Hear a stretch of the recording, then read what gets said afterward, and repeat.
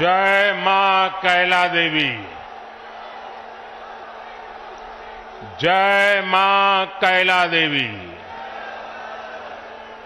जय मां कैला देवी। जय बूढ़े बाबा की।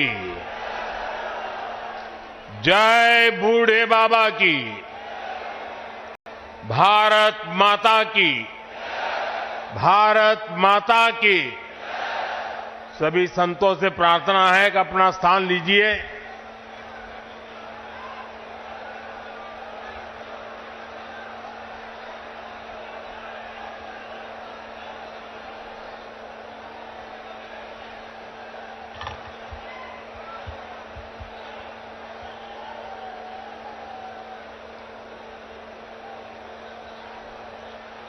उत्तर प्रदेश के ऊर्जावान मुख्यमंत्री श्रीमान योगी आदित्यनाथ जी, पूज्य श्री अवधेशानंद गिरी जी, कल्की धाम के प्रमुख आचार्य प्रमोद कृष्णम जी, पूज्य स्वामी कैलाशानंद ब्रह्मचारी जी, पूज्य सदगुरु श्री जितेश्वर जी, विशाल संख्या में पधारे हुए भारत के भिन्न भिन्न कोने से आए हुए पूज्य संतगण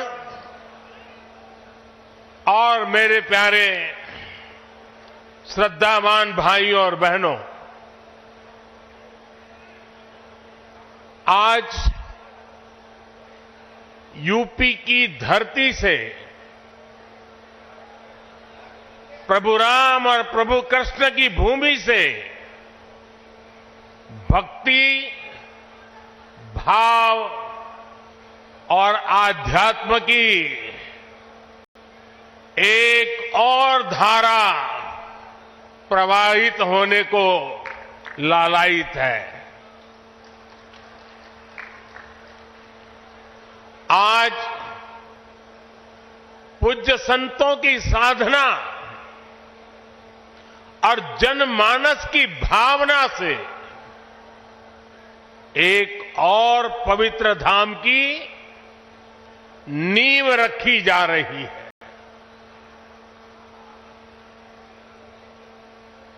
अभी आप संतों आचार्यों की उपस्थिति में मुझे भव्य कल्की धाम के शिलान्यास का सौभाग्य मिला है। मुझे विश्वास है कि कल्की धाम भारतीय आस्था के एक और विराट केंद्र के रूप में उभर कर सामने आएगा। मैं सभी देशवासियों को और विश्व के सभी श्रद्धालुओं को शुभकामनाएं देता हूं। अभी आचार्य जी कह रहे थे कि 18 साल की प्रतीक्षा के बाद आज ये अवसर आया है। वैसे भी आचार्य जी कई ऐसे अच्छे काम हैं जो कुछ लोग मेरे लिए ही छोड़ करके चले गए हैं।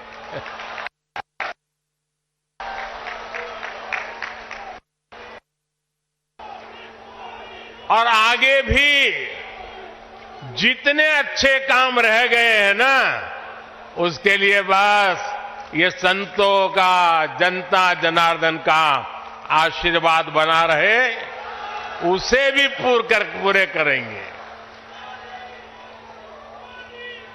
साथियों, आज छत्रपति शिवाजी महाराज की जन्म जयंती भी है। ये दिन इसलिए और पवित्र हो जाता है और ज्यादा प्रेरणादायक हो जाता है। आज हम देश में जो सांस्कृतिक पुनरोदय देख रहे हैं, आज अपनी पहचान पर गर्व और उसकी स्थापना का जो आत्मविश्वास दिख रहा है, वो प्रेरणा हमें छत्रपति शिवाजी महाराज से ही मिलती है। मैं इस अवसर पर छत्रपति शिवाजी महाराज के चरणों में श्रद्धापूर्वक नमन करता हूं, उन्हें श्रद्धांजलि अर्पित करता हूं। साथियों, पिछले दिनों जब प्रमोद कृष्णम जी मुझे निमंत्रण देने के लिए आए थे, जो बातें उन्होंने बताई उसके आधार पर मैं कह रहा हूं कि आज जितना आनंद उनको हो रहा है, उससे अनेक गुना आनंद उनकी पूज्य माता जी की आत्मा जहां भी होगी उनको होता होगा।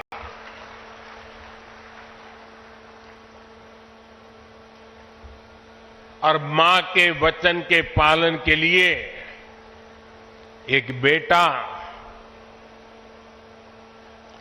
कैसे जीवन खपा सकता है, ये प्रमोद जी ने दिखा दिया है।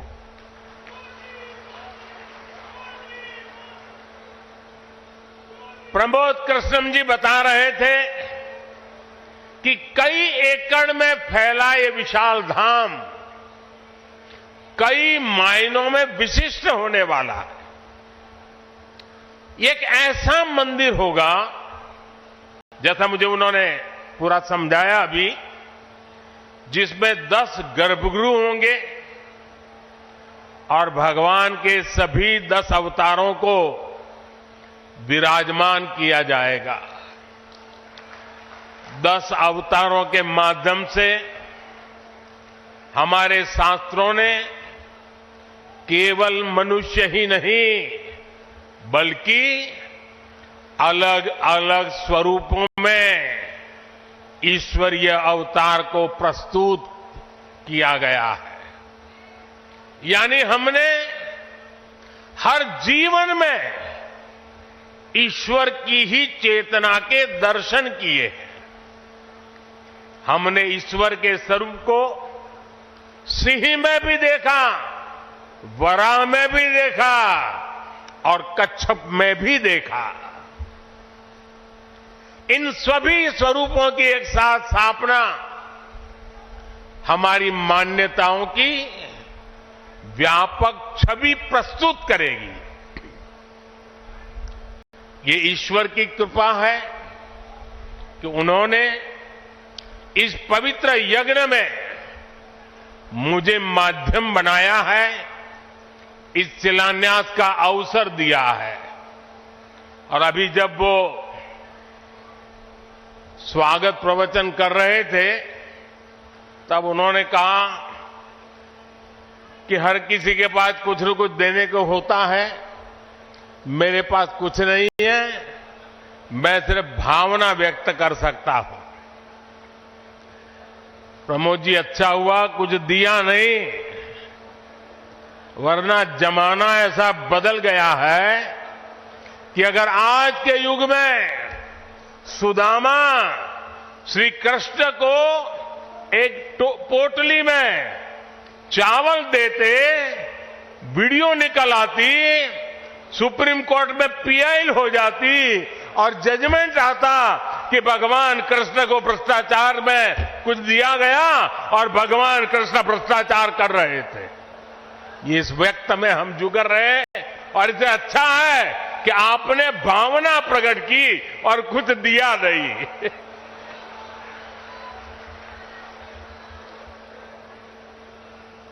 मैं इस शुभ कार्य में अपना मार्गदर्शन देने के लिए पधारे सभी संतों को भी नमन करता हूं। मैं आचार्य प्रमोद कृष्णम जी को भी बधाई देता हूं। साथियों, आज संभल में हम जिस अवसर के साक्षी बन रहे हैं, ये भारत के सांस्कृतिक नवजागरण का एक और अद्भुत क्षण है। अभी पिछले महीने ही 22 जनवरी को देश ने अयोध्या में 500 साल के इंतजार को पूरा होते देखा है। राम लला के विराजमान होने का वो अलौकिक अनुभव, वो दिव्य अनुभूति अब भी हमें भावुक कर जाती है। इसी बीच हम देश से सैकड़ों किलोमीटर दूर अरब की धरती पर अबू धाबी में पहले विराट मंदिर के लोकार्पण के साक्षी भी बने हैं।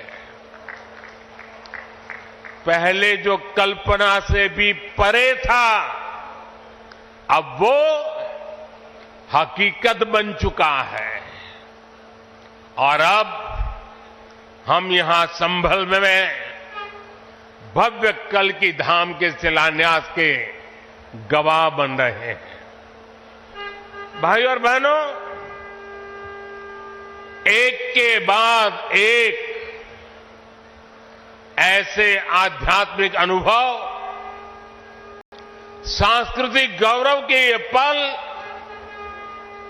हमारी पीढ़ी के जीवन काल में इसका आना, इससे बड़ा सौभाग्य क्या हो सकता है। इसी कालखंड में हमने विश्वनाथ धाम के वैभव को काशी की धरती पर देखा है, निखरता हुआ देखा है। इसी कालखंड में हम काशी का कायाकल्प होते देख रहे हैं। इसी दौर में महाकाल के महालोक की महिमा हमने देखी है। हमने सोमनाथ का विकास देखा है, केदार घाटी का पुनर्निर्माण देखा है। हम विकास भी, विरासत भी इस मंत्र को आत्मसात करते हुए चल रहे हैं। आज एक और हमारे तीर्थों का विकास हो रहा है, तो दूसरी ओर शहरों में हाई टेक इंफ्रास्ट्रक्चर भी तैयार हो रहा है। आज अगर मंदिर बन रहे हैं, तो देश भर में नए मेडिकल कॉलेज भी बन रहे हैं। आज विदेशों से हमारी प्राचीन मूर्तियां भी वापस लाई जा रही है और रिकॉर्ड संख्या में विदेशी निवेश भी आ रहा है। ये परिवर्तन प्रमाण है साथियों, और प्रमाण इस बात का है, समय का चक्र घूम चुका है। एक नया दौर आज हमारे दरवाजे पर दस्तक दे रहा है। ये समय है हम उस आगमन का दिल खोलकर स्वागत करें। इसलिए मैंने लाल किले से देश को विश्वास दिलाया था, यही समय है, सही समय है। साथियों, जिस दिन अयोध्या में राम मंदिर की प्राण प्रतिष्ठा हुई थी, तब मैंने एक और बात कही थी। 22 जनवरी से अब नए काल चक्र की शुरुआत हो चुकी है। प्रभु श्री राम ने जब शासन किया तो उसका प्रभाव हजारों वर्ष तक रहा। उसी तरह राम लला के विराजमान होने से अगले 1000 वर्षों तक भारत के लिए एक नई यात्रा का शुभारंभ हो रहा है।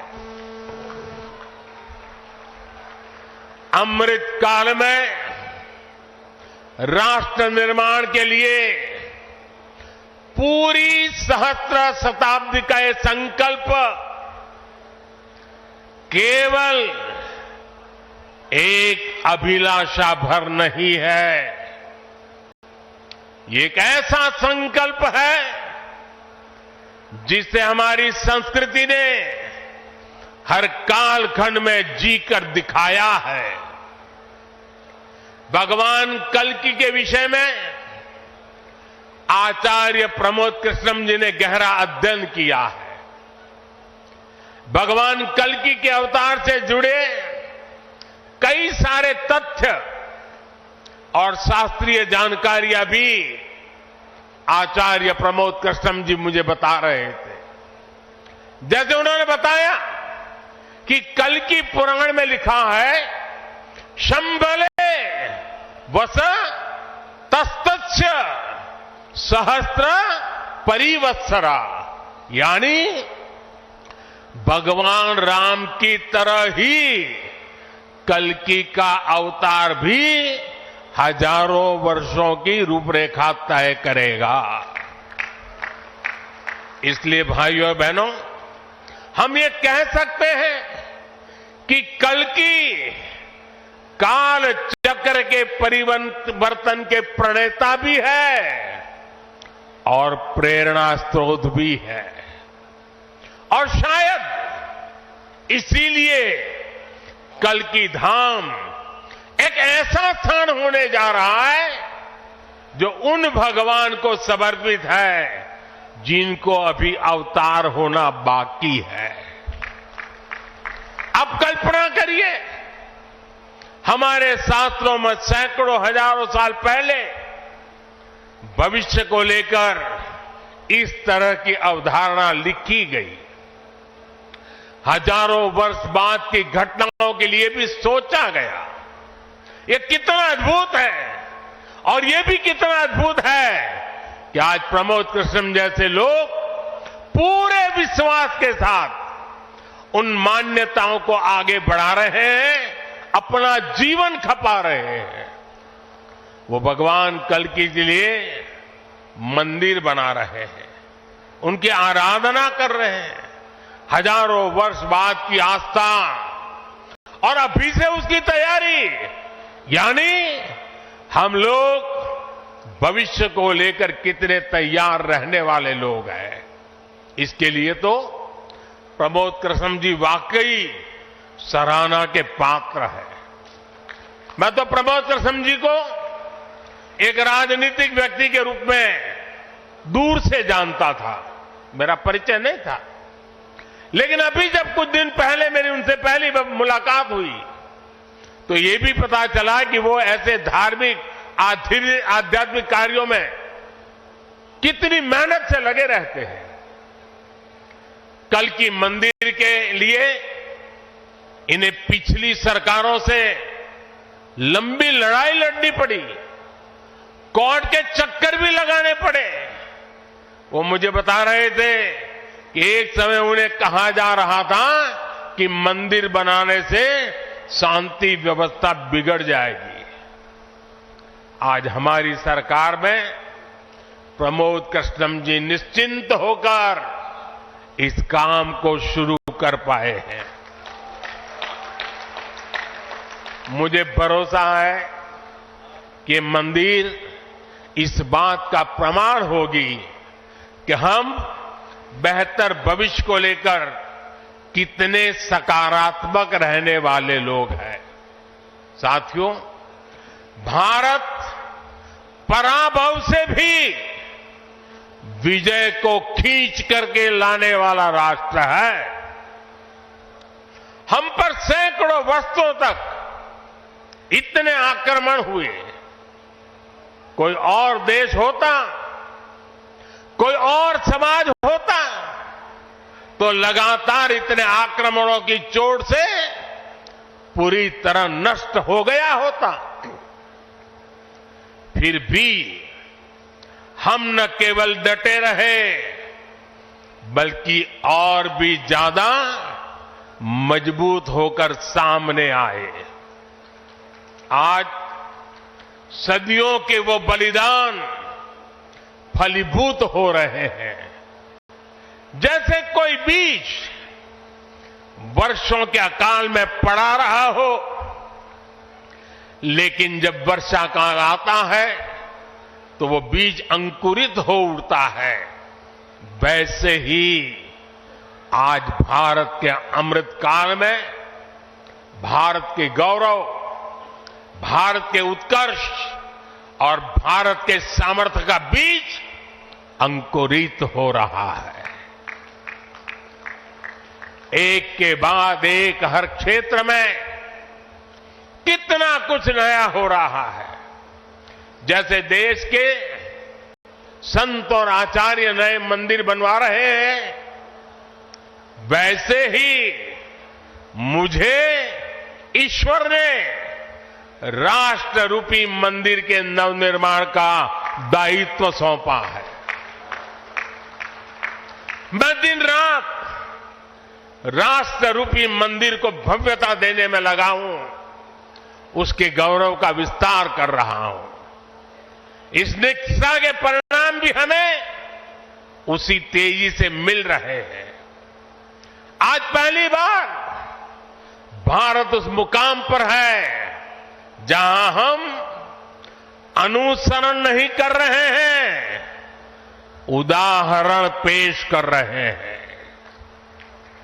आज पहली बार भारत को टेक्नोलॉजी और डिजिटल टेक्नोलॉजी के क्षेत्र में संभावनाओं के केंद्र के रूप में देखा जा रहा है।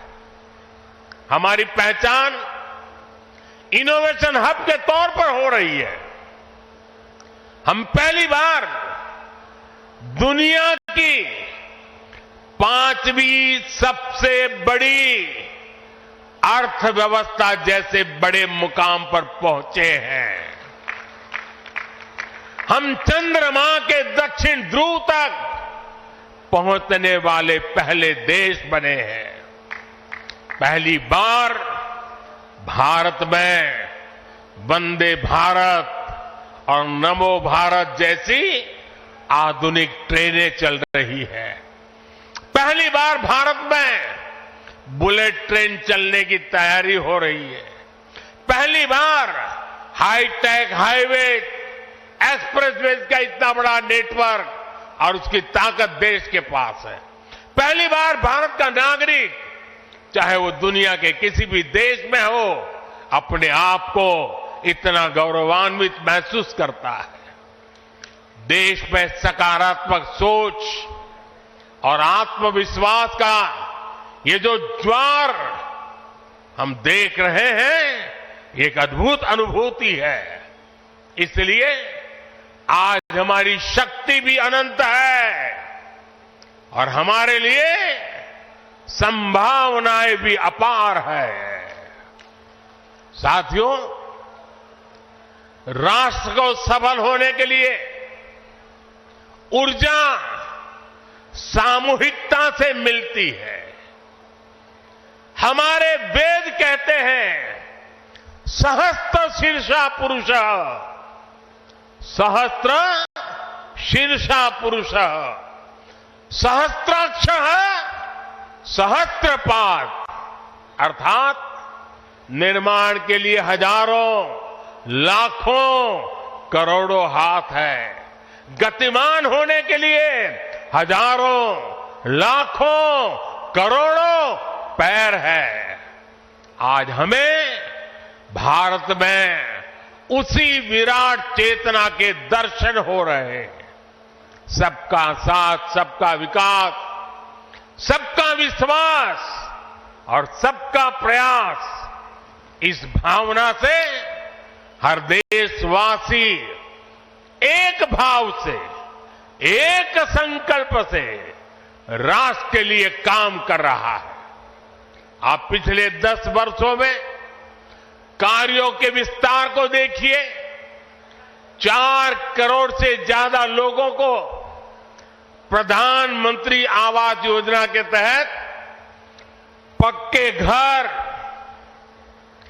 11 करोड़ परिवारों को शौचालय यानी इज्जत घर, 2.5 करोड़ परिवारों को घर में बिजली, 10 करोड़ से अधिक परिवारों को पानी के लिए कनेक्शन, 80 करोड़ लोगों को मुफ्त राशन, 10 करोड़ महिलाओं को कम कीमत पर गैस सिलेंडर, 50 करोड़ लोगों को स्वस्थ जीवन के लिए आयुष्मान कार्ड, करीब 10 करोड़ किसानों को किसान सम्मान निधि।